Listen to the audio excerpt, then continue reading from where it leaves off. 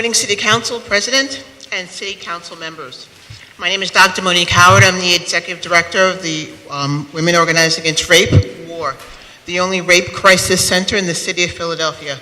I want to thank Council members Helen Gim, Blondell Reynolds Brown, Derek Green, and Sherelle Parker for the introduction of the resolution that declares solidarity and support for the Mute R. Kelly campaign.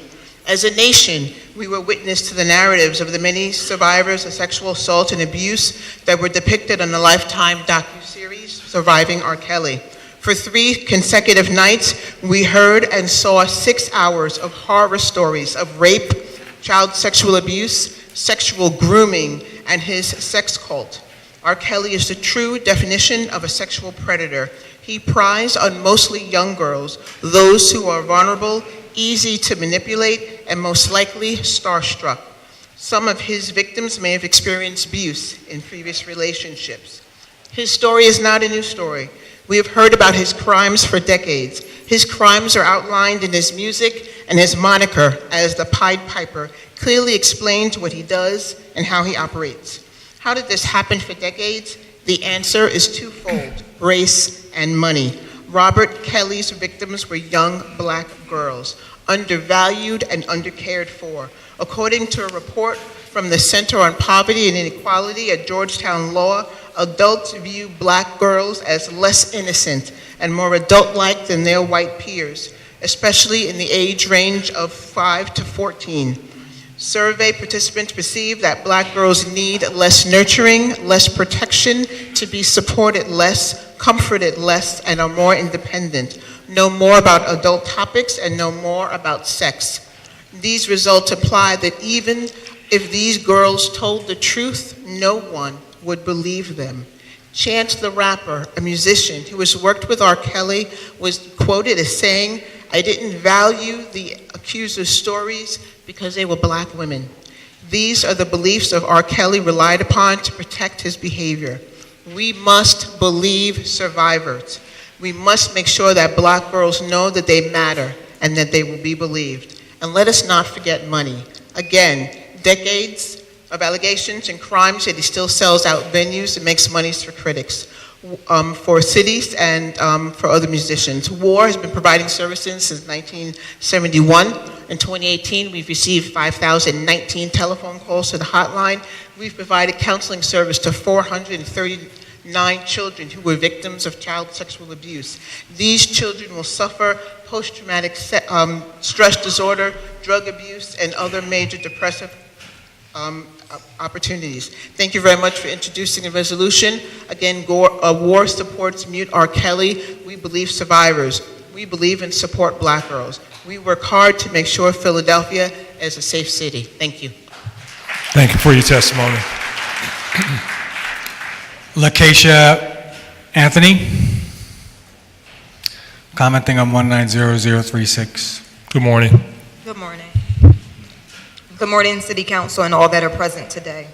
Thank you specifically to Council members Helen Gim, Cheryl Parker, Blondell Reynolds, and Derek Green for standing in solidarity with support from the Mute R. Kelly campaign. My name is Lakeisha Anthony, and I'm a local organizer, the founder of Voice Victory Over Inconceivable Cowardly Experiences, a sexual abuse survivor network, and the education and training specialist at Women Organized Against Rape. But most of all, I'm a survivor of childhood sexual abuse and campus assault. Although my story isn't one where the villain is a famous person, but it is someone who leveraged their influence over my impressionable mind. It's a privilege to be here today and to stand firmly with this resolution, sending the message to predators everywhere that our city will not tolerate this behavior, but more importantly, that the voice of survivors and children matter. Banning R. Kelly sends the message that revenue is not more important than the safety and care of our women and girls. Moreover, specifically that black women and girls matter. Malcolm X said this, that the most disrespected person in America is a black woman. The most unprotected person in America is the black woman. The most neglected person in America is the black woman. But yet today, as a black woman and a survivor, this is a great step in making me feel protected, respected, cared for, and supported. Banning R. Kelly will offer similar sentiments of others. It takes more than just this, though. The efforts of groups like War and Voice and other community partners to end sexual violence in our community, it takes dismantling systematic protections and allowances that allow predators to remain in their positions of power and influence. Today is the day we shatter those systems, making a declaration to all predators that they are not allowed in this city. And I thank you all today. Thank you.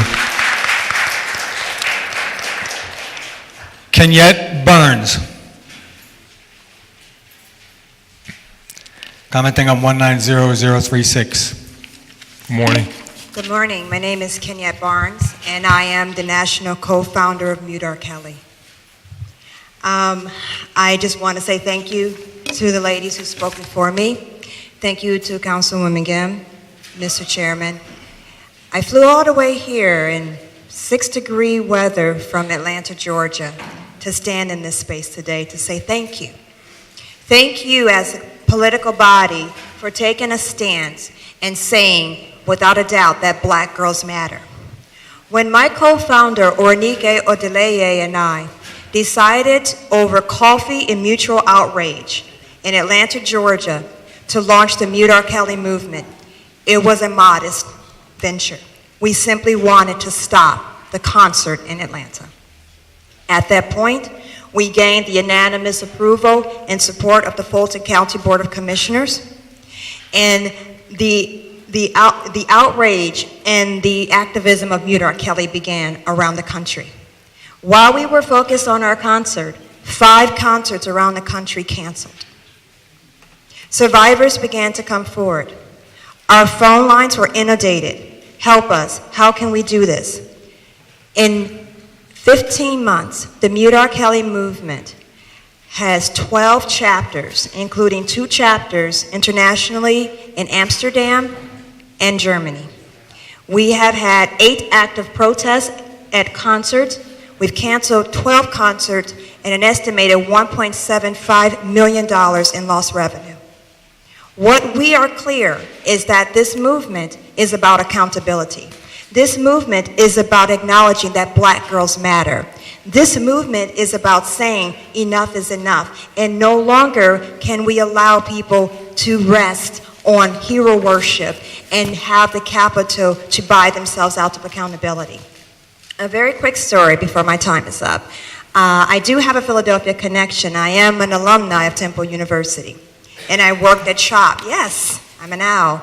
In 2002, I worked at CHOP and founded a program through the Youth Study Center that looked at high-risk behaviors among sexually active youth. And my original, I don't know, my friend is with me. I'm out of town right now.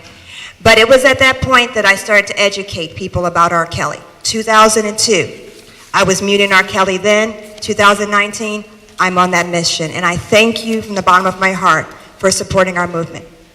Thank you for your testimony. Pastor Keon Garreau, commenting on 190036. I'm Pastor Keon Garreau of the Catalyst Church.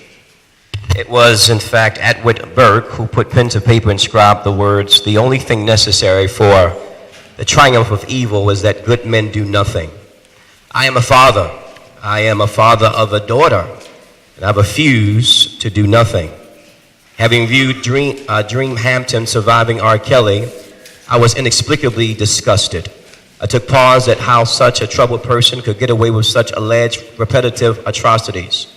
I shuddered to imagine how the lives of those young girls would be forever altered, never to be the same again.